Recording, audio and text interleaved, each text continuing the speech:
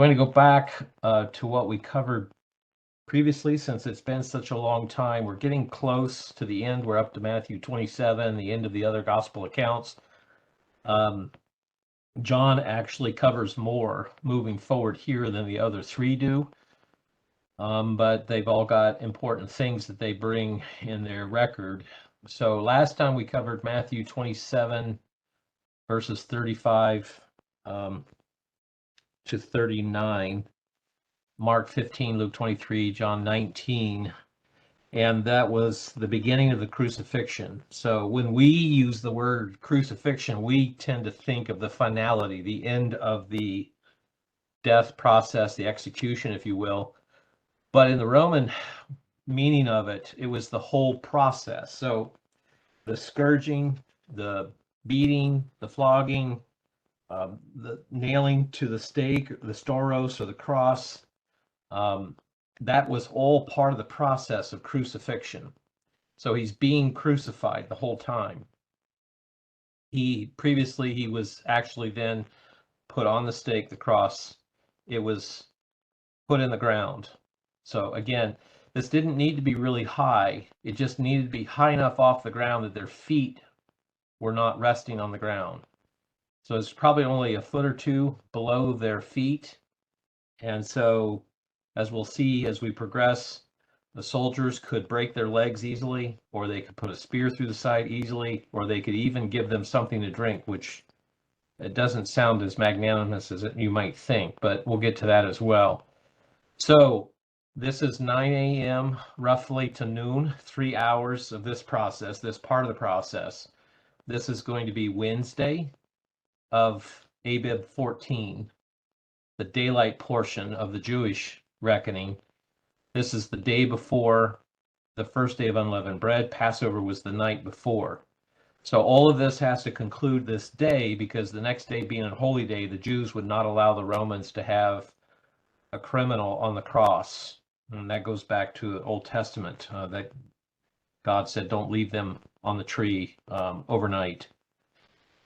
Anyway, so we come through all of that, and then we come to the section that we're going to begin to cover tonight. And this is the same section. This is still the process of the morning, if you will, up to noon, of what's transpiring. So we pick up in Matthew 27, verse 40.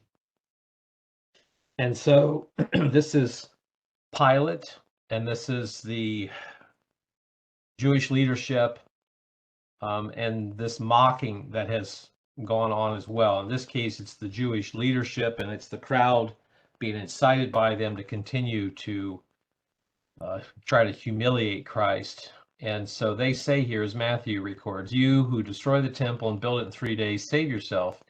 If you are the Son of God, come down from the cross." So this was in reference to a couple of times Christ mentioned that they would destroy the temple and it would be raised in 3 days, and they completely missed the allegory, the analogy of Christ being the temple.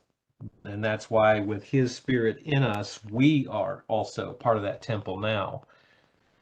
They're also mocking his claim of messiahship, because they're using that word "if." We don't believe you, but if you are, you could come down from this cross. And so Mark echoes a similar thought in Mark 15, verse 30, "Save yourself and come down from the cross." And so verse 41, the chief priests, also mocking with the scribes, the Pharisees, the elders, said, "He saved others," which is really interesting. They acknowledged, without probably even realizing it here, they acknowledged what Christ had done. All the healings he had done, all of the casting out of demons that he had done. They probably even, they couldn't deny the resurrections, Lazarus being one of the most public and notable ones. And so they say he saved others, but he can't save himself, which again was not the point, was it? He didn't come to save himself. He came to save us. He came to die in our place, his blood instead of our blood, so that we could be in God's family. So if he is the King of Israel, let him come down from the cross now, and we will believe in him in spite of everything else. They didn't believe in him. They still wouldn't have believed in him, because at this point, it's a Roman execution. They wouldn't have been able to bring him down off the cross if they'd wanted to. They couldn't stop it once it started. Mark's account, again, echoes those same things. In verse 31, Mark 15, he saved others, he can't save himself. Let the Christ, the King of Israel, now come down from the cross that we may see and believe him. They again, this is more of the mocking. This is not a statement, if then. If that happens, then we do this. They saw him as a false Messiah. They had no desire to submit to him. That's why he took them to task so many times. It would have been one more miracle they would have ignored in some form or fashion. Luke says a very similar thing. He saved others, let him save himself, if this is the Christ of God, the Messiah of God, his chosen one. So then we see in Luke's account, Luke 23, verse 36, even the soldiers joined in, which was not uncommon. You know, they had no skin in the game, if you will, in terms of the Jewish theology and the reasons they would have wanted him to be killed. They didn't care about the politics of whether he claimed himself to be a king or not. In their eyes, he's a criminal. They don't care. And this was just part of the sport as they saw these individuals on this stauros dying. It was just part of the job to them, and so they would amuse themselves with these sort of things. So Luke's account says they come to him offering him vinegar. We're going to come back to that thought here in a little bit. But it seems the soldiers, as Luke records it, also said the same thing. If you're king, maybe they wanted to see if indeed it was true. Maybe they'd even seen or heard some of the things that Christ had done over the 3.5 years. So going back to Matthew's account, Matthew 27, verse 43, it says, he trusts in God. Let God deliver him now if he wants him. For he said, I am the Son of God. So they didn't believe that part. Essentially, they're saying, if God really loves you, if you are his son, then he'll save you. Which sets up a false paradigm, doesn't it?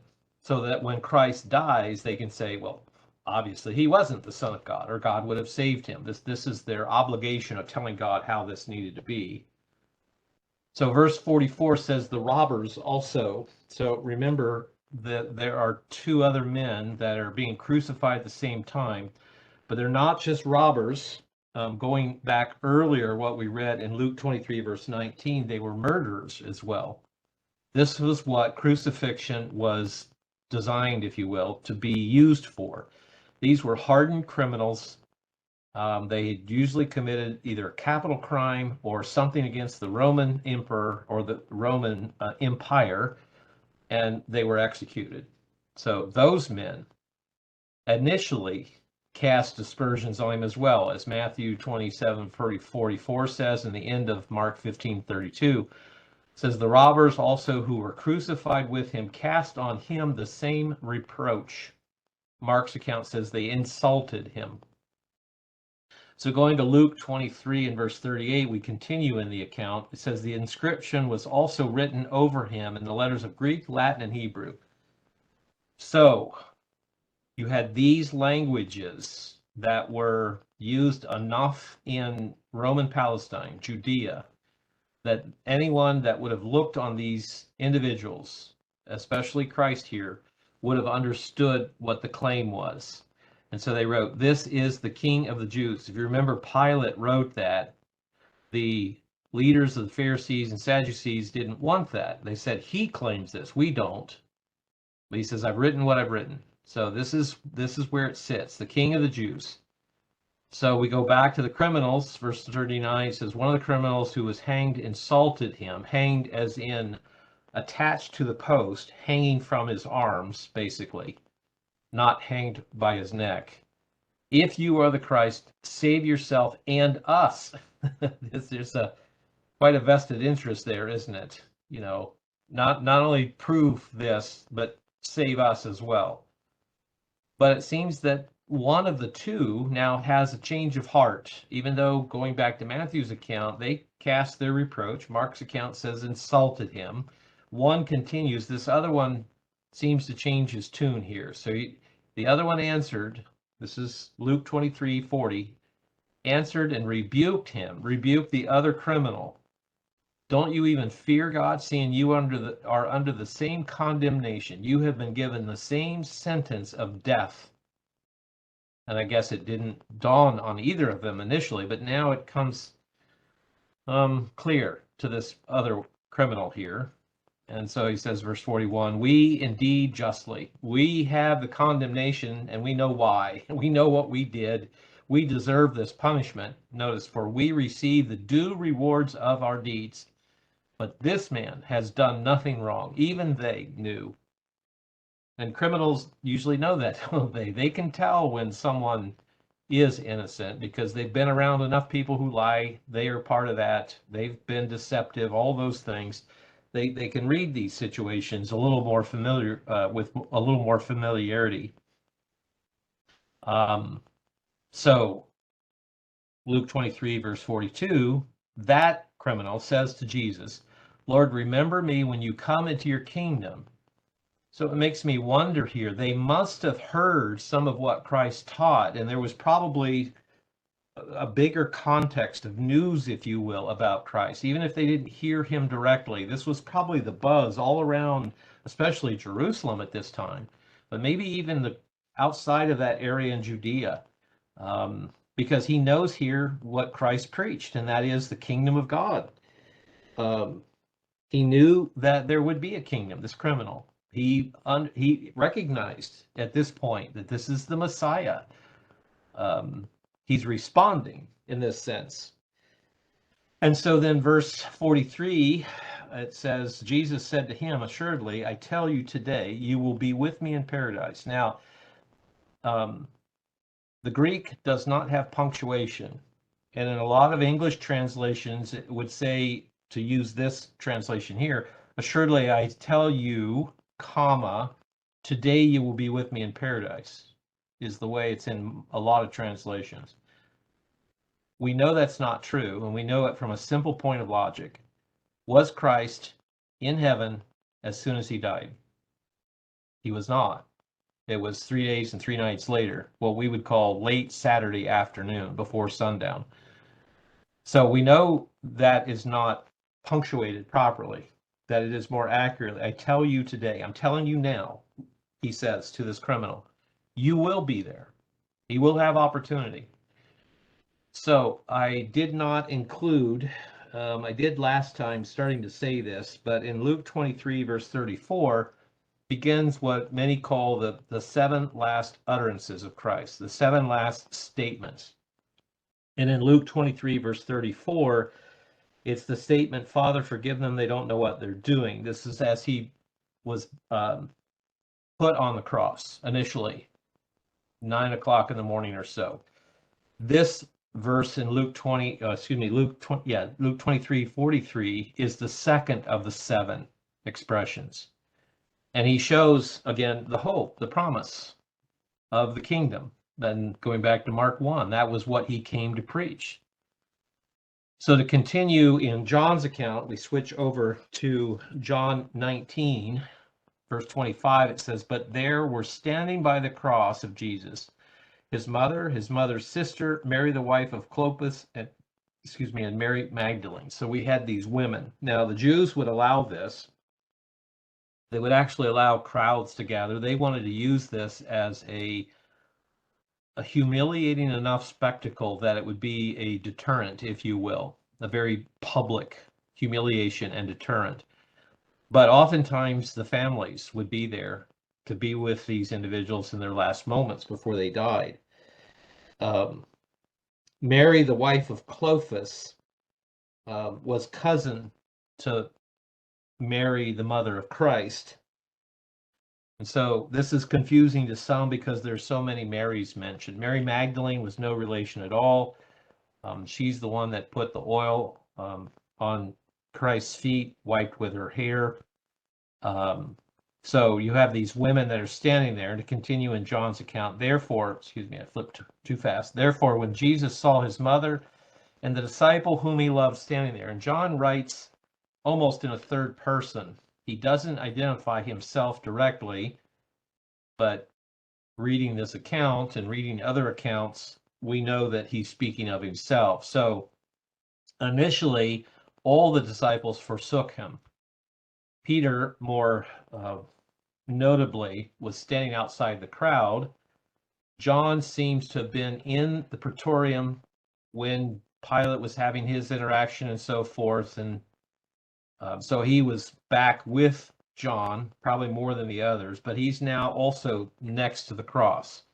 So he sees John. This is the brother of James, the sons of thunder.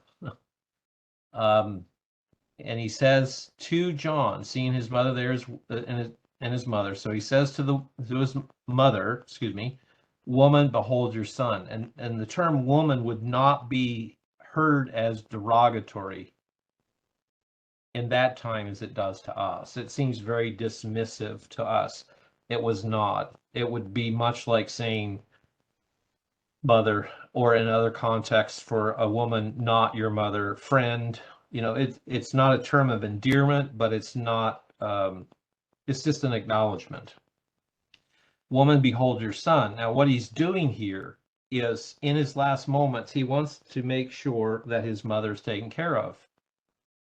We gather from this and previous accounts that Joseph, his stepdad, Mary's husband, had died sometime between the account that we have of him being in the temple at age 13 and the beginning of his ministry at age 30. We don't know when. We have no account of that. There's no historical account of that. It seems that Joseph was much older than Mary, perhaps 10, 15 years older. Jewish accounts, that would not be uncommon. And so he died. And in the context even of the Roman and the Jewish worlds, both of them, there was no safety net like we have in our modern cultures. There was no Social Security. There were no government benefits of that sort. So it was really up to the family. And I was curious why he asked John to do this, because he had other siblings. But it seemed that he knew John's nature well enough, and he knew what John would do, and perhaps even knew how long John would live, according to God's purpose, that he would be reassured that she would be taken care of. So to continue in John's account, in John 19, verse 27, then he said to the disciple, behold your mother. So he's essentially saying, Mom, he's going to take care of you. John, take care of her. So it says, from that hour, the disciple took her to his own home. And there are historical accounts, traditions that says that after this, John went to Ephesus. And especially towards the end of his life would have been in Ephesus. And tradition says that's where Mary died because she was with John. Ephesus was where John was when he was seized by Caesar, exiled to Patmos after Caesar tried to kill him. After Caesar died, then John went back to Ephesus, is the historical tradition. So that's why he records this here. From that hour, the disciple took her to his own home. John, again, wrote his gospel account much later than the other three. And so it would have been true even 30 years later, 60 years later. A lot of accounts, well, they vary, but indicate that John probably didn't write his gospel account until at least several decades after the others. And so this exchange here, woman, behold your son, and then to John, behold your mother, this is the third of the 7 expressions that are recorded. So then we come to the next section. And so we've passed noon, and so now it's noon to 3. He would be in the grave shortly after 3 p.m. because, again, they, as it says later, they had to hurry. That the sundown was coming. They didn't want to be working on the Sabbath, the Jews. And so then they needed to get this taken care of once he died. So it's another 3 hours. So he was not only scourged during the night, whipped, not only did he have the crown of thorns, all the blood loss from all those events, he's going to be on that cross for 6 hours. Just excruciating. That's where we get that word excruciating. It comes from crucifix. Just unbelievable pain as he's hanging. And the accounts could be both ways. You could have a straight pole, or you could have a T-shaped crucifix. In either case, the arms are over probably the head, if not even with it. But that's what's holding you up. because you have your feet attached to an angled block, most likely on the bottom. You're struggling to breathe because your arms are over your head. You can't take a good deep breath. You've been flogged and scourged already, so you're weak. Your body sags, and so you use your legs to push up, but he's been flogged on his back, that laid open. It's raw, it's bloody, the nerves are on end.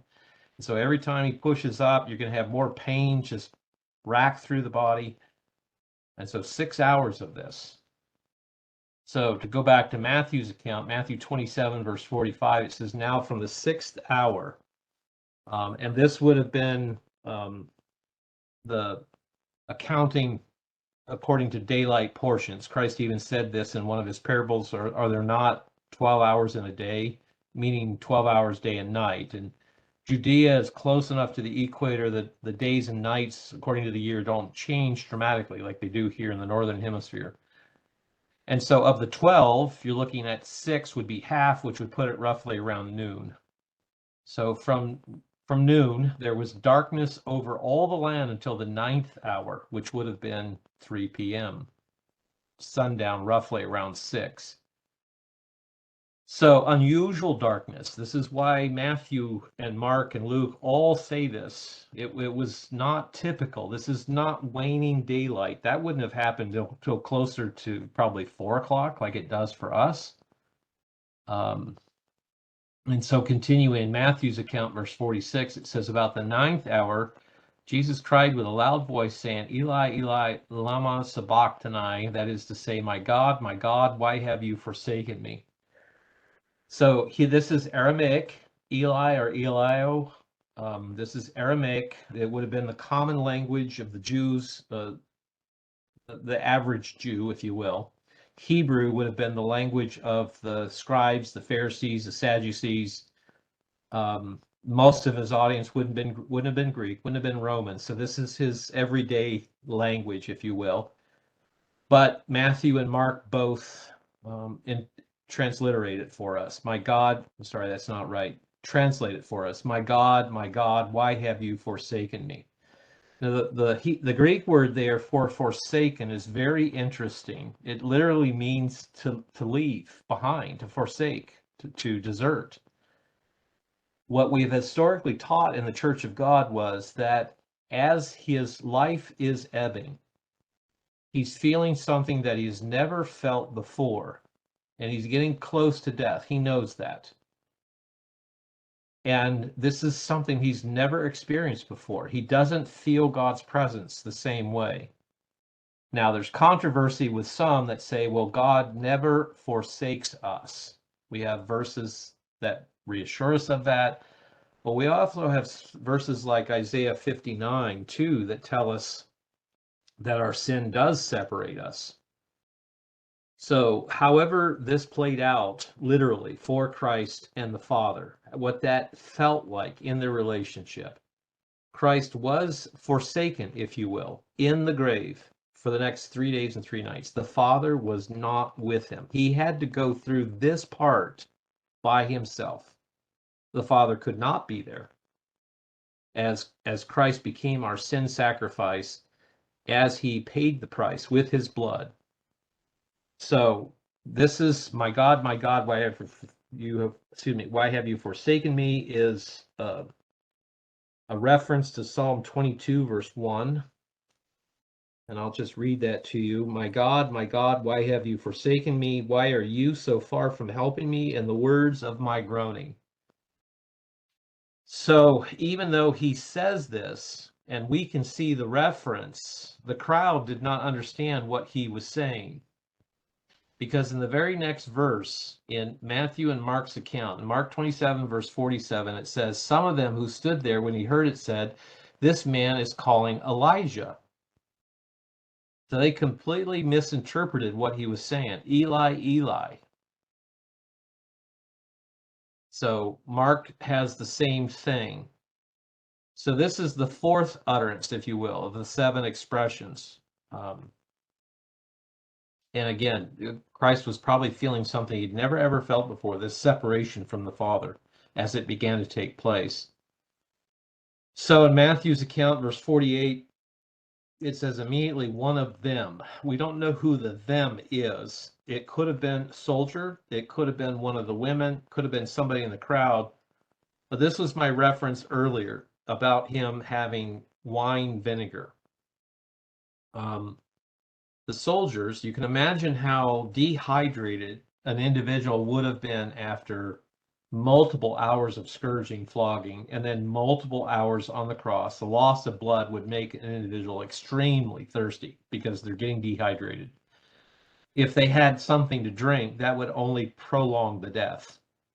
So it shows the depravity of this form of execution, because the Roman soldiers didn't care if this lasted. It's later the Jews who say, we want this done because of our holy day, and to satisfy them, they broke the legs. We'll come to that of the two, but Christ was already dead at that point. So a reed would be much like a straw we have today. It would have just been a natural straw. So you could cut those, they would be hollow in the center, you'd let them dry, and you could use it very much like a straw. So you could put this in some sort of cup, bowl, you could hold a reed to it, and if the reed was long enough, again, these individuals are not very high off the ground in the crucifixion. You could have put it up to his mouth and they would have probably would have drank anything at that point just to satisfy their thirst. So then verse 49, the rest said of the crowd, let him be, let's see whether Elijah comes to save him. So this is the other really sad thing about crucifixion, is it was a form of entertainment. Who knows how big this crowd was?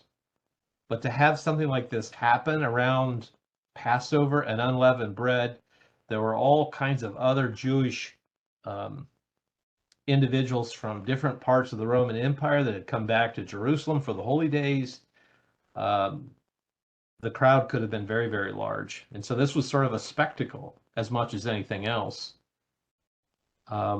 Mark's account is very similar. If we go to John's account, John 19, verse 28, after he says, my God, why have you forsaken me? Seeing that all things now are finished. He had done everything he came to do. He lived a perfect, sinless life. He preached what the Father had him preach. He healed. He cast out demons. He fulfilled scripture and prophecy in hundreds and hundreds of verses. At this point, then he knows he's accomplished what he came to do, to die for his creation, so that we can be in God's family. That the scripture might be fulfilled, said, I am thirsty. And so this is related to why they ran and got this vinegar. Now, in some translations, it says wine. In other translations, it says wine vinegar. It is not wine. It's a different Greek word used. What was probably the case is if you let wine sit very long, it will turn to vinegar. And of course, you could use that in other cooking ways, but there's no alcohol left in it at this point. I mean, we have apple vinegar and apple cider vinegar and some of these things. It doesn't have the alcohol content any longer. So this is the fifth. The previous was the fourth expression, my God, why have you forsaken me? Now his statement, I am thirsty, is the fifth of the seven. And then also some would say this vinegar would have been a mild pain reliever, but some dispute that. It probably was just what was handy. But we know that Christ didn't take of it. They simply held it up to his mouth, as John's account says. So then we come to the next section, and this is now roughly around 3 p.m., and this is when Christ dies. So I'm going to go mostly through John's account here because it has more information, but I'm going to go to Matthew's as we get a little bit down here in this account. So John 19, verse 30, when Jesus therefore had received the vinegar, he said, it is finished. So this is the sixth. And he's just making statements here. He's not preaching any longer. Again, he's probably in so much pain. He's probably so tired because he has not slept since Monday night, as we would say. Tuesday night was the Passover. He took with the disciples. He was seized as they went out to the Garden of Gethsemane. He was tried before the Sanhedrin. He was beaten, flogged by the Romans. He was taken back and forth between Pilate and Herod, and then after that taken to be crucified. So he hasn't slept in at least 36 hours, if not longer. So he's tired, he's thirsty, he's exhausted, he's in tremendous pain, and he simply says, "It is finished." Luke does record something that John and Matthew do not. Mark simply says in Mark 15:37, Christ cried with a loud voice and gave up his spirit. Luke, though, says, cried with a loud voice. He records the last known human words spoken by Christ. Father, into your hands I commit my spirit. And so then, having said this, he breathed his last. So we know he's dead at this point. This becomes important here in a minute. John 19, to go back to that, the end of verse 30, he bowed his head, gave up his spirit. Therefore the Jews, verse 31, because it was the preparation day, this beginning before the first day of unleavened bread, this is the night that the Jews now keep as Passover, the end of the 14th, beginning of the 15th. Therefore the Jews, because it was the preparation day, so the bodies would not remain on the cross for the Sabbath. And this goes back to Deuteronomy 21, that if an individual was executed, their body was not to stay on whatever tree, cross, form of execution in that form. And so the Jews do remember that instruction. It says, for that Sabbath was a special one. So if you go back to Leviticus 23:7, this is the instruction for the first day of unleavened bread. And so because they didn't want it to remain on the cross over the Sabbath, we would say high Sabbath, holy day Sabbath, they asked of Pilate that their legs might be broken and that they might be taken away. Now, the reason it's important at this point to break the legs is they're running out of daylight. If the only way they can take a breath is by pushing up on their legs, because the arms are going to be exhausted by this point. After 6 hours, you don't have any strength left to pull your body up that you could take a deep breath. If you break their legs, they're going to suffocate.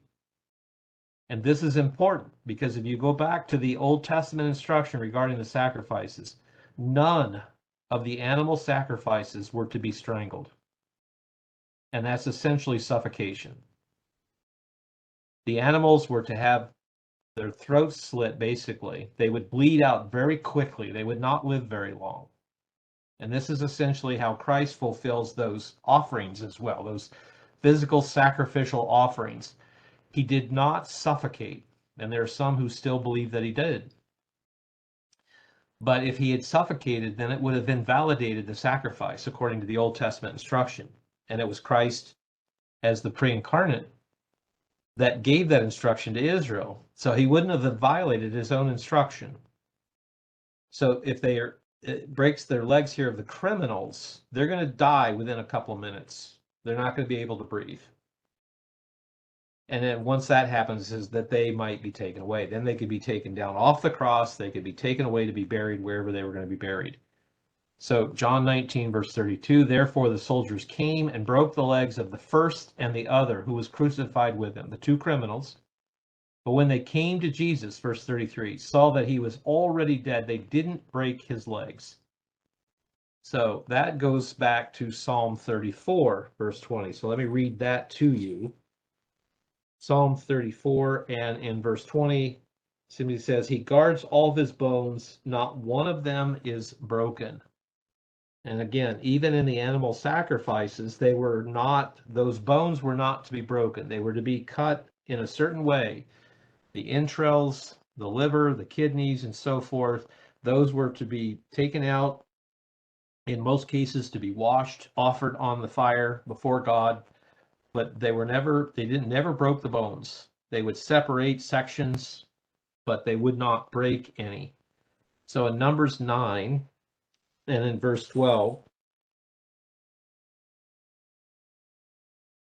Numbers 9, verse 12, they shall leave none of it till morning, nor break one of its bones. According to all the ordinances of the Passover, they shall keep it. So this especially applied to the Passover sacrifice. It was not to have its bones broken, and it was not to be left to the morning. So Christ even fulfilled that. He's not left until the morning. He's going to be taken down now here. So John 19, verse 34. However, one of the soldiers, and it should be, had pierced his side with a spear. Now, we can confidently say that had should be inserted there because earlier in Luke and even John's account, all three, Mark, Luke, John, all three said that he died. He gave up the spirit. He's already dead. So it says when they came, they pierced his side. Again, it wouldn't take much reach because he's low enough. And immediately blood and water came out. So probably up through the side of the stomach, up through probably several organs, the diaphragm, into the lungs, into the heart, depending on the angle. And as he would take the sword out, then that fluid would just flow out as well. There are several translations that are very interesting, and the Fenton translation is one. So in Matthew 27, verses 49 and 50, this is what the Fenton translation says. But another, taking a spear, pierced his side when blood and water came out. Jesus, however, having called out with a loud voice, resigned his spirit. So this would be consistent whether he was already dead or whether this is what caused his death. This would be consistent with the sacrificial regulations of the Old Testament. He would not have been strangled. He would not have died of asphyxiation, is how we would put it. He would have died from loss of blood. So verse 36, going back to John 19, verse 35, he who has seen has testified, and his testimony is true. This is John's way of saying, I was there. I saw it with my own eyes. He knows that he tells the truth that you may believe. This is why John recorded it, why all of these men were inspired to record it, so that those who would follow down through time would believe in the gospel message that Christ brought. For these things happened that scripture might be fulfilled. A bone of him will not be broken. We read that already in Psalm 34:20. Again, in another scripture, it says, they will look on him whom they pierced. And this is Zechariah 12, verse 10. All of these people saw this. All of these people were part of witnessing this account. And yet you still had others later that said that he didn't die. This was what Paul addressed in other areas. He wasn't really alive. You get these just outrageous theories that Jesus was the man, Christ was the Son of God, so Christ didn't really die. He wasn't really resurrected because he didn't really die. Just all of these things then that these heresies that begin to come into the church very quickly, unfortunately. And so you simply come to the conclusion, you either have to believe what's recorded or it's just all pointless. So we'll conclude there today because I don't want to hurry the next section. What we find next is Joseph of Arimathea comes and takes Christ's body and places it in his tomb.